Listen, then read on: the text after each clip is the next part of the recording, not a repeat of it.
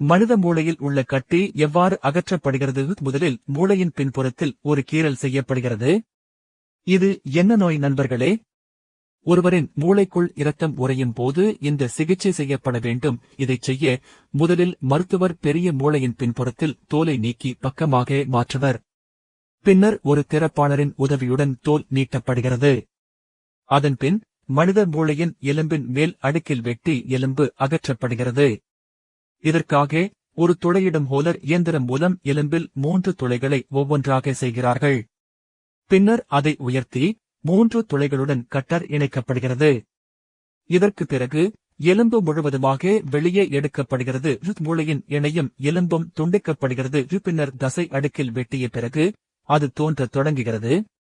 இந்த உறைந்த இரத்தத்தில் சேர்ந்துள்ள இரத்த கட்டிய வெட்டி மூளையில் இருந்து வெளியே எடுத்து கடைசியில் பாதுகாப்பாக மூடப்படுகிறது.